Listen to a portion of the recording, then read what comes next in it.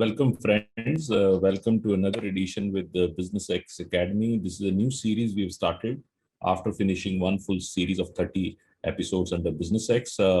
Business X is part of Franchise India Group, a separate company which works with a lot of startups, early stage companies in helping them to raise funding. Also works with a lot of businesses which want to now sell their businesses. We work on their valuation and finding them the right exit, and also worked on a lot of mentorship and coaching for business owners. So this is a series which is designed to really address a large part of Franchise India's community is what I call small and mid-sized businesses, and also a lot of startups. So we talk about every time a particular topic. We are covering this series of business excellence, and we talk about different aspects in every time. So today's topic is leadership.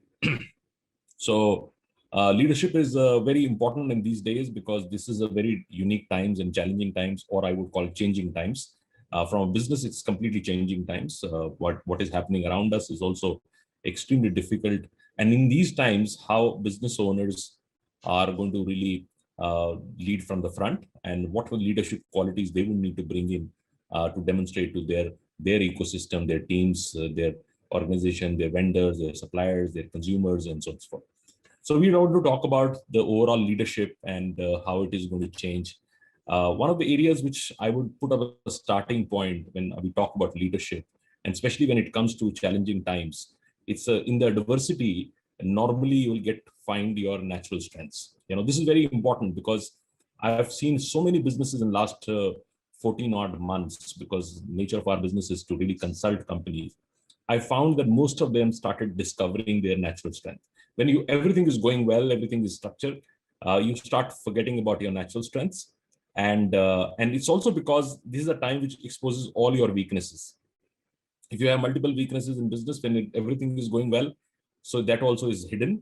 It doesn't come out. So this is a very unique time where both really highlight your natural strengths and your weaknesses. And this is now up to you that how do you really maximize your natural strengths.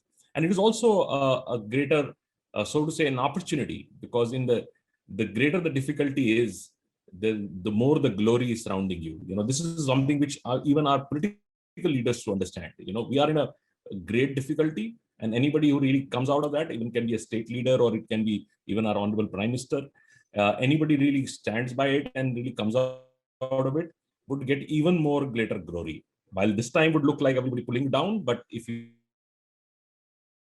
take the right leadership decisions at this stage, it would change. And this is exactly what is true with business owners also. Business owners also have to really understand that in the most difficult times, if they are able to demonstrate their leadership, they would get a much bigger glory, a much better success, which comes in. Also, it is very important that this is a time where a lot of people ask me that as a leader, you should take a risk at this times or not take it. I would say take a risk. It's very important because there are only two ways. One, you have very little to lose now. A lot of, especially smaller businesses, are under challenge. A lot of businesses are stuck.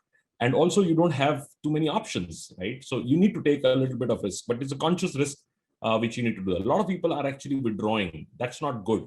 You not need to withdraw.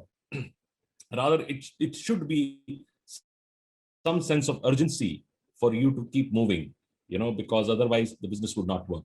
So let's understand what are we going to talk today. First, let's talk about the significance of these changing times, right?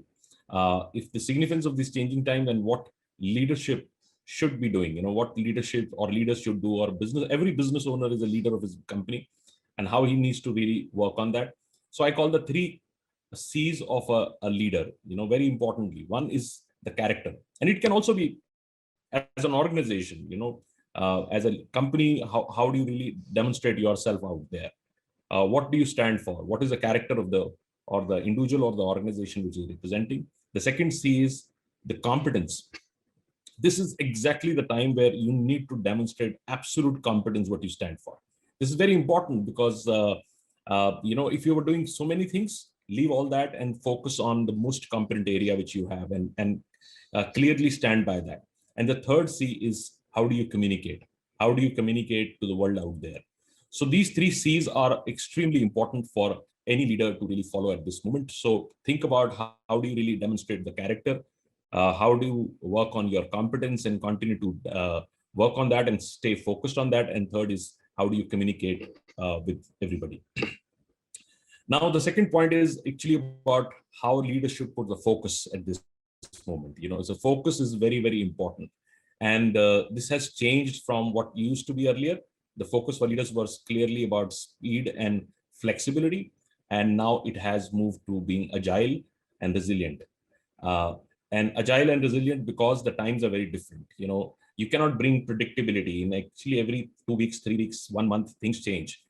In March, people were planning very different. Like my organization was planning a lot of physical events because we started booking venues again, and April happened, right? So how do you really change the organization because you have now built entire capabilities to do that physical events, and a lot of events were planned actually starting May. We had a major event coming in Bombay, and we have to change everything, right? So how do you become so agile and resilient? That's what be very important. So another vision, so as being showing resilience, you need to set few things, and first is vision. And vision has become, rather than very long term, it's become very, very focused but very short sighted. It has to be like that, because you cannot really set, while you keep the eye on the longer part of it, but you need to be also very clear about these smaller patches which you need to also achieve. So very clearly, how do you define your purpose and goals within this period? It's very important. And how's your overall composure of the organization? How the company is in control with this, is emotions, it's behavior, everything is very, very important. And this time it's actually being more in calm rather than just reflecting on everything. There would be times to reflect, but you cannot reflect on everything right now. I know there is a very different perspective. I know when we run a magazine. So earlier, when we say magazine was not reached to person or delayed, they would send a different perspective. But now I know frustrations have gone here. So the expectation of a customer, if he's not got something which is expecting to do that, is not going to take it. He's going to give you very strongly back. And so this is a time where you need to, as an organization, be very calm and to understand where people are coming from, because they might have different kind of emotions running with them. Another thing which is very important as a leader is to really follow reasoning. Why are we doing this? What problem we're trying to solve? And so you are able to really anticipate and plan better.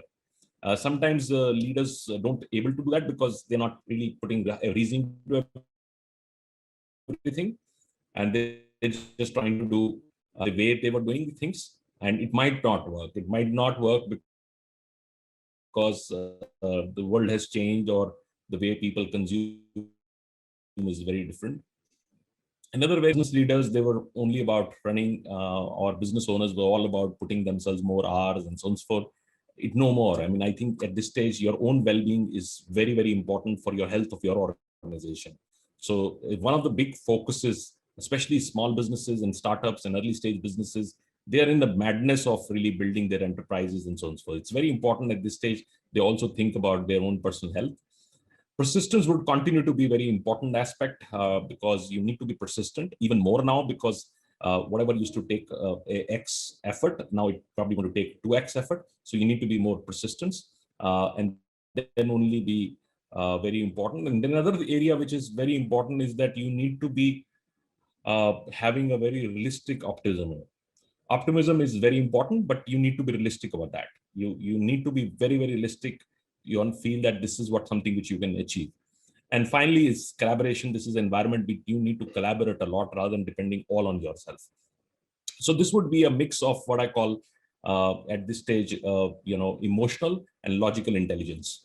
How do you really bring the balance of both? How do you really bring your emotional intelligence and also your logical intelligence of another area which is very important for leadership and very difficult at this moment is delegation. How do you delegate to somebody else? It's very, very important also, because if it is only dependent on you, it can have a severe issues, because say if you're not available, your health is not good, or something has happened, how your business is going to suffer, right?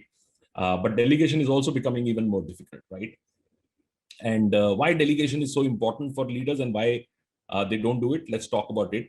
So So delegation is important for even smaller business owners. So a lot of small business owners don't do it because they feel that everything they would like to do it, or they continue to do it. And they put more hours than their teams because pretty much everything goes back to them.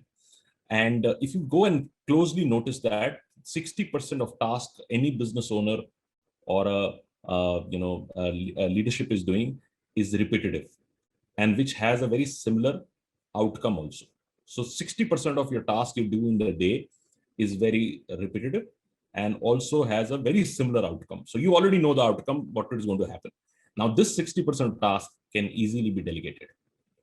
So you can really open up your calendar a little bit. So you open up the space so you can get into more important things rather than doing urgent things. So very importantly, think through what are the 60% of the task which you continue to just repeat, which can be done by somebody else with a little bit of training and structure. But still, a lot of people don't delegate. Why they don't delegate? Many reasons. First, they don't trust somebody can deliver a great job. So the trust deficit is there. You don't trust somebody who can really take care of the responsibility. Second, they feel they can do better, right? Most of the business owners have this, so to say, feeling that they are the best to do it. So even sometimes you would have to send some kind of proposal. You will say, "Oh, leave it on me. I'll send it myself," because you feel that you will do a greater job. And third is sometimes, like, this is my problem. The third one is that you enjoy doing yourself, right? So you want to be really involved, and because this is something which you like and enjoy. For me, a lot of times talking to clients or structure, I would like to really rather insist my team that I have to be part of the meeting because I enjoy doing it. But sometimes it's not really about that I don't trust them, but it's more about I enjoy that. But still, one has to really find, if you continue to do what you're doing, you'll never get time to do and think on more important things in your business. So how do you really delegate? Another problem with delegation is that sometimes when you delegate, and when the outcome comes, you start comparing is not as good as what you expected, because you have, and then you start doubting the capability. You need to really do differently. You need to really rather tell people that they are more skilled than you are, they have more energy than you are, and they would probably be able to do better job than you are. So then only start coming through it. It is a difficult process, especially for mid-sized companies, very, very difficult process to delegate. But unless and until they take these steps, they will not be able to build future leaders or future business owners within their organization who can take and run that structure. Then also there are multiple functions which a leadership has to do. So the leader has to take many roles, do that. And there are different types of leaders. There are very autocratic leaders who are very instruction based, which sometimes works in these times, right? A lot of times it's actually, if you really read leadership, autocratic leadership is not something which a lot of people talk about it. It's very one man decisions and pushing the course. Everybody is talking about more democratic way of doing it. Take your team in confidence and see this entire thing. But sometimes in difficult times, actually, this works more, because the decision have to be done right now. You are getting into a lockdown. You need to make decisions right now. What do you want to do? How do you want to really address the business for next 15 days? So it's fine. This is good. This is very, long-term democratic way of doing it, taking your team in confidence and building that. But I would say in these times, a good leaders, while they have to put some kind of intelligence and thinking through and some feedback taking, but they need to also be instruction based. They need to go out and instruct and say, let's do it this way. And there might be some mistakes happening. If you really ask me, a lot of people said, I'm comparing this for the decision which Mr. Modi did on the first lockdown when he went out and said lockdown. A lot of people criticized this was not timing, this was not wrong, this was right. But if you look at from a today's perspective, that probably would have been a better great decision, if I would say from perspective, because that time to bring country in control, better services being available and things like that. And I think anything which was delayed, this course has actually erupted. So sometimes some people are very definite about taking decisions. Sometimes the decisions don't look at that moment right. But when you go and revisit history, then it all looks great decisions of those times. So sometimes you need to have that autocratic structure. If you get into too democratic way of doing it, which we are trying to do now, that everybody has a voice, but nobody is taking decisions. Everybody is trying to put on everybody, and that's where things start getting worse. So you need to really be at this stage. I would say that every state head and every our honorable prime minister, everybody has to become a little more stronger leader and take decisive steps rather than a very democratic way of doing it. So you cannot please everybody at this moment. You need to really be, and this is what is happening in our businesses also. That's my own viewpoint, but might be different for other people. So, but I feel that the three functions which a good leader should always really have is what I call the 3 I. 3 I's are very important. One, he has to take the initiative. Nobody else is going to take the initiative for him. You need to take the initiative. He also have to be a great interpreter of things which are happening around. So you can interpret why this was done and what result it created. Third is that he builds the intelligence, a collective intelligence in the business. So if you have these 3 I's as a leader, to me, that's the most important part of. There is so much been written on leadership and so much confusing things about leadership and so many skills and functions which are liquid. But I feel that these 3 I's are the most important aspect for a good leader. Now let's talk about some of the skills which every leader would need to have. One is at this stage, I would say the first and foremost quality at this stage for any leader to have is adaptability. Adaptability is extremely important at this moment because everything changes very, very fast, and will continue to do that. It's not talking about the current circumstances, but I'm also talking about the business at journal and things. And even if we come outside this whole crisis, the businesses are changing faster than we know. So how do you really bring in so fast adaptability to things? You need to adapt into environments. You have to adapt into business conditions. You need to adapt into the consumer behavior, how the consumer has shifted or changing, or what is he expecting. The second piece is equally important is really about people around you, right? How you really deal with them. That's another very big challenge, and especially these days, it's even bigger challenge. You don't know who you're really picking up phone and calling, and with certain amount of expectation, and you have somebody not doing well or something happened in the family and things like that. So everything is changing in this period. So how do you really build different skills of living in this harmony of this mess going around, and how do you really adjust yourself to your people skills? Very important. It's just not about effectively communicating, right? This has gone beyond that now. So you need to really have a fair understanding and real time understanding of what is happening around your people, which is important. Third point is which is very important for leader to really understand and appreciate is self-awareness. How aware you are about your organization and you yourself, and how receptive you are for the things you need to improve yourself and your organization. And people who are self-aware and they know their gaps, one, they would find somebody to fill that gap. That's very important, because otherwise or you would skill up yourself to fill that. So it's very important to ask tough questions to yourself. As a leader, you need to really be very clear and ask yourself tough questions that why are you doing this, and why did this happen, and so on and so forth. The fourth point, which is equally important, is keeping the eye on why we started all this. What is the sense of purpose, right? Why we started everything, was there is a larger reason to it, and what was that reason? And sometimes when you are building up an enterprise, building up a business, you start forgetting that piece itself. It becomes something different, right? And you're just trying to then run the maths of the business and try to keep it float, and so on and so forth. So how do you really revisit it back and start to think through and say, what is your sense of purpose? Why you really at the first stage started this, and is this still aligned with the purpose, or the purpose has moved the goal?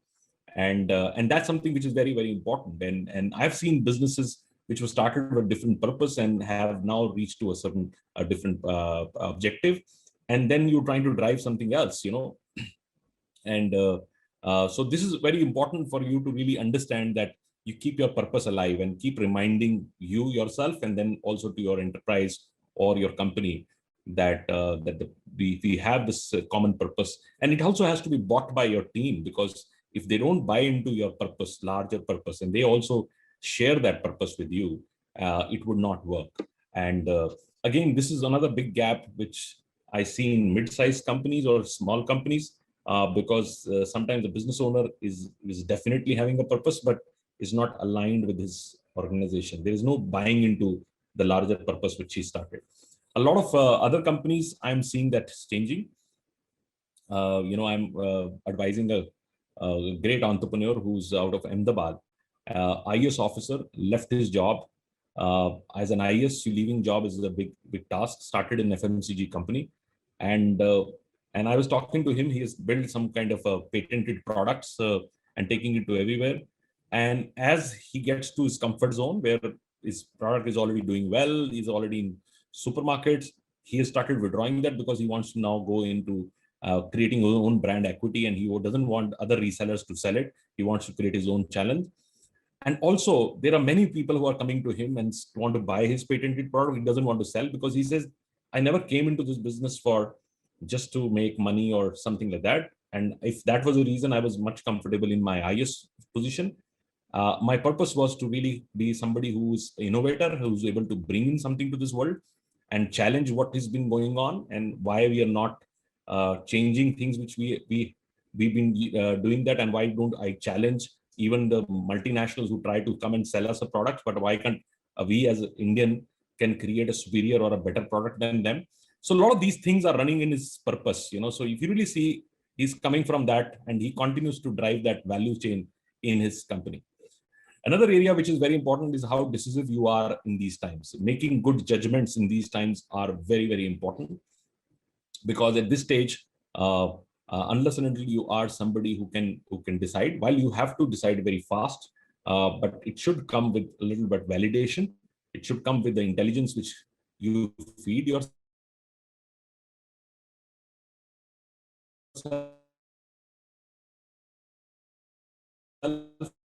So I like entrepreneurs who are opinions on that, right? So sometimes they're very opinions driven. So we put our own experience, our own opinions on things, but that doesn't work. If you really want to, you need to distance yourself from an enterprise and take all the data coming to you, and data should reflect the judgments you make on that. And then also there is a sometimes chances that your judgment was not right, or the decision you took was not appropriate at that time, but it's still data driven, right? So it's still very, very data driven, rather than something which is your impulsiveness or your so to say experience which comes in. The last part is how do you build your collaborative skills. One of the qualities of a leader is that he's connecting the dots, right? So how do you connect and make everybody collaborate, but you are the one who's connecting the dots. And how do you do that? How do you really build that piece is equally and very, very important. So this was about leadership, and this is what about today's session. We do this short 30-minute session, 25-minute of my presenting on a topic, and then a few questions if Sonali has. I will be happy to take that questions. And so Sonali, over to you if you have any questions for me. Thank you so much, Gaurav sir, for another very practical and very insightful session on effective leadership for business excellence. We do have quite a few questions lined up with us, so I would just like to take up the first one. The first question is from Mr. Rajat Malik. He says, very good point on realistic optimism, but how to actually achieve it? It's hard to stay positive during this time, but at the same time, it's hard not to get carried away. Yeah, very good, Rajat. I think so it's every day you will have, rather than a particular day, you will have a lot of highs and lows. It was earlier situation was that we used to do this a good month and a bad month. Now I say good hour or a bad hour. So this hour was good for you, and the next hour is not so good for you because you got a message for somebody, or somebody called you for something, and things like that. And higher the leadership position you are in, I can tell you this would shift into minutes how you're dining. But you need to keep the eye on very realistic optimism. You need to be optimistic. We have to be. This is a life altogether, and we have to be. Why I say realistic? Because you need to really make some realistic short goals and try to achieve that. And like in the morning, I was doing a review with my team and giving a message on what should be the May, and it was I want to be honest. I didn't want to go back and say this is the month we will do this and we want to do that, and it was wrong for me to say that, and that's why I said May is going to be very tough. Uh, so so at least we are clear about it. So we are clear about it that May is going to be very tough, and then I said okay, but there are goals we can achieve. Sitting at our homes, there are goals which we can achieve. Can we take smaller goals and make smaller increments every single day on that? And that looked easy. If I go in the same manner I used to do and say on first morning and say 20% extra of your last month's target is now your target, that's not going to work. It's not that time. You have to be realistic and set some goals which can be realistic. It's like somebody who I was reading a book which says I think minimum habits or minimum something like that. And it says that if somebody wants to really do 50 sit-ups, and if I tell somebody who's never done sit-ups and say you have to do 50, not going to do it. It's not going to work. But if I go and somebody says, at least you can do one to start with, then they want to say, one is easy, one I can do. But nobody actually does one. They would do more, and then they would do more. And that's how it would start moving in. So this is a time of putting realistic, smaller expectations and keep moving upward of that. Absolutely, sir. The next question I would like to take up is there any specific parameter to evaluate employees? What is the evaluation method you suggest? Again, very, it's very difficult and to answer because every employee has a different KPI, KRA to measure their performance, and it's easier for people who are, more man-hour driven to measure that. But when it comes to organizations, revenue generating teams, which are the most in challenge these days, it becomes even more difficult. So you need to really set some own guidelines and to really see how you're going to be measuring that. And I think setting accountability, which is daily performance, is very important. Some people don't agree with me. A lot of my own employees don't agree with me. They don't like and say, how can you can bring things to daily accountability? But that's something which every organization has to do. And that's how, if you really see, all these companies talk about the best companies of the world, which are the Googles and the Microsofts and the Apples and likes of them, because they are technology companies.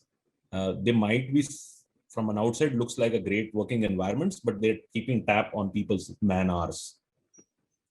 So you might be sitting and working in Google in some remote place, and you think that, oh, I'm working in Google and gives me work from home for 1 year and everything. But Google is keeping a tab on every hour what you're doing.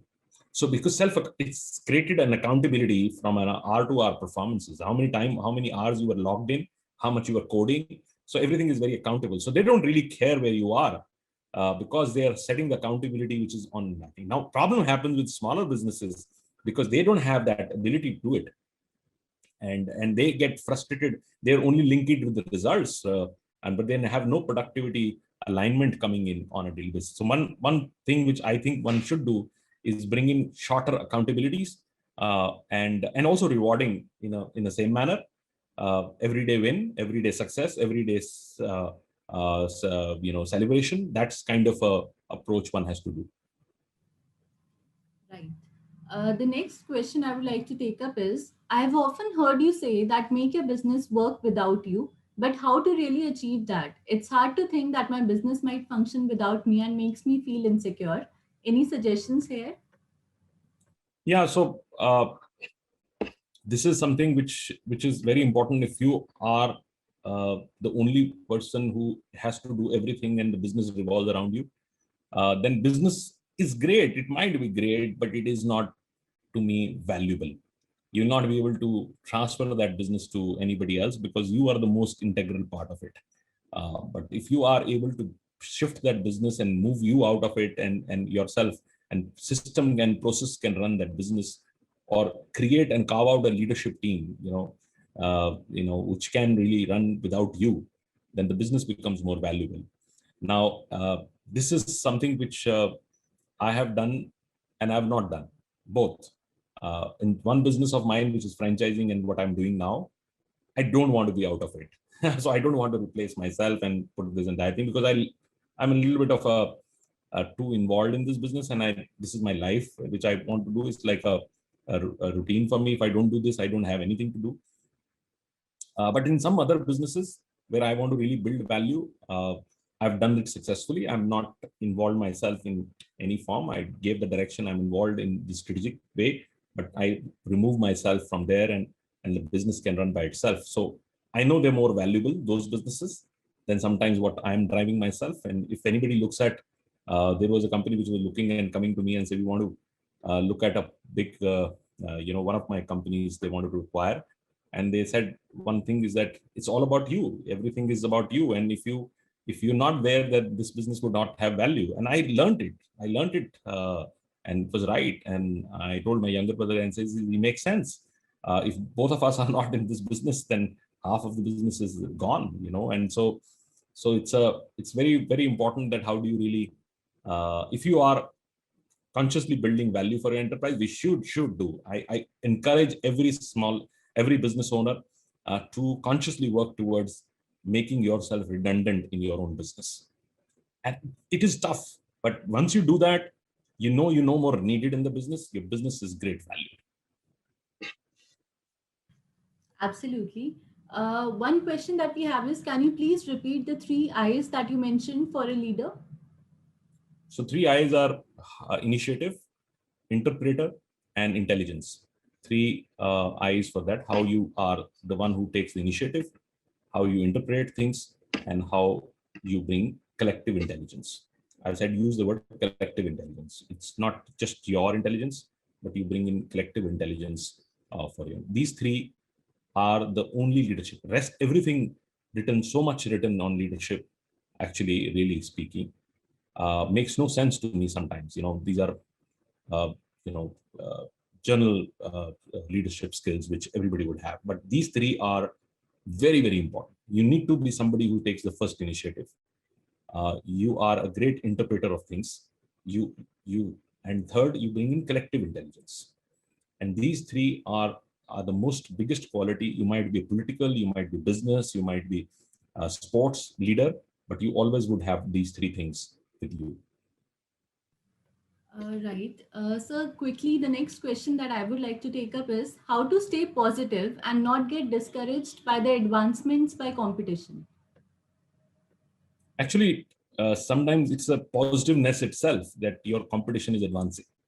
So it tells you a couple of things. One, your industry and the category has a lot of opportunity to grow. Disappointment would be that if you feel that your industry and category is degrowing, right? So then what are you going to do? And but if you think that your competition is going very fast, then one thing is now clear, that your industry has enough and more opportunity to really capture. The only thing is that you have a missing points. Now, come people try to be what I call the great number 2. Some find a new path, staying honest to the industry, but find their own disruption to come and lead. So you need to really see where you are at this stage, and what path you want to take in both sense structure. So like Apple took a disruption path to beat Nokia. They didn't follow, but Samsung took the follow path. They were following what Nokia was doing, and Apple came disruption. They said, no, we don't want to do, and we don't want to even look at what they produce, because if we look at, we will create a copy or better copy of that, right? So you want to create something new. So that's where they went, and Samsung shifted, being second to Nokia, and they became second to that because they just follow the leader. So that's, both are satisfying. both are satisfying. Not that you have to be an Apple or a Samsung, but both are great organizations to me, and both have a different approach to way they do business. Right, one is very disruptive, innovator thinking. Second is following the trend or following the leader, but doing it more, doing it better. So that's what, and both are right in sense. I mean, and most of the businesses would choose these two paths. Right, sir. Another question that I would like to take up is, you said the founders have the fear of delegating because they have trust issues. But what about this? As a founder, many have trusted and their trust has been broken time and again. How do you think a founder can be optimistic about trusting someone again and delegating tasks? Question is, then when you trust, that's the question. You don't have a choice not to trust, but when you trust is a question, and how far you trust. That's also a question.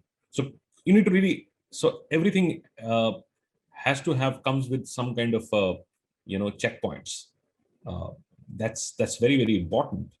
I remember when one of the CEOs, which Ryan Murthy handpicked and gave the ability to run, becoming a CEO for entire thing, and he himself built a discomfort with him after 1 year and or a couple of 1.5 year, and he actually had to push him out of the business and selected somebody else. So he gave the full freedom, but he also didn't mean that you can run the way you want to run it, right? So there is a certain value system. So you have to trust, and when you want to trust, that's important, and how far you want to trust, that's also very important. But it's not from a negative question viewpoint. You can not doubting, but you very disciplined on certain amount of checkpoints, as I would say. Another question we have is, as a leader, do we balance the creditors and debtors? We need to ensure the show goes on. Problems are at both the ends. So how do we balance the same? Yeah, that's again a so creditors and debtors are, if you break the equilibrium, uh, is very difficult. Sometimes answers are coming, sit over cash, hold, not pay off, keep the cash, right? That also is wrong, because you need to keep the continuity of your business, which also involves around a lot of other people around you, and things around your vendors, your suppliers. If you break that, and I've seen that people breaking that. I've seen big retailers. Earlier, they were running on 2 month credit, and they pushed that to 4 months, and actually killed a lot of suppliers, and eventually killed them. This started happening with Future Group in 2019. They took the credit lines to 6 months, and as the COVID happened, because they were running on a 6 month cycles and 5 month cycles, their suppliers withdrew, uh, and that's why it surprises you with the category like FMCG, which everybody started rising, FMCG, and Future Group declined, and everybody else, even your local Kiryana, was doing very well. Why? Because they were not getting credit marked, because they were already done that even before COVID, and everybody got scared and said, look, if we increase more credit line with them right now, it might be an issue. So they had an issue, and this is what is really from the industry. And so you need to really keep the balance doing it. And you're right, you need to do, but you need to also be having sufficient fuel in your own tank to survive. That's also very important. Absolutely, sir. And the final question that I would like to take up is, how to overcome fear psychology amongst team members? Again, this is something, a work in progress for me and everybody else also in the market. It's at this stage. Uh, this is a difficult question to answer, and not many any questions I would say I have answers on. And this is one of the questions I don't have answer on, because it is a fear environment, and you need to only teach them how to live with that fear. Removing that is very difficult, and anybody who, there's no pep talks required. There's nothing required at this moment. People have their own understanding and their own resilience to come from their own perspective. And I think a lot of them are shining, and we are seeing around. And I see these young doctors who are working in these hospitals and working out. And I know when every evening they would go, back to home, their parents would say, "There is no need to do this. What you're doing," but they still go back to work. Not that they can withdraw. They want to withdraw, they can withdraw, but it is because they're finding their own resources. I don't think any pep talk would ever work for them. So it's a call for duty, call for their own works, for their self pride, for their self work structure would really rise at this moment. Absolutely, sir. And with this, we'll just wrap up our Q&A session. Thank you so much for very patiently answering all the questions that we had, as always. And anything you would like to say in the end, sir? Thank you very much. Thanks for joining in, and keep the focus. And out of this whole 30 minutes, if you feel that any one thought you liked, which can help you, just write it down. And we get so much out there, but if we are able to put one good thought every day, and it adds up into your own learning curve, that's good enough. So if you get one good thought out of this, just write it down somewhere, and as add it to your learning curve. So we all learn from each other. So thank you very much.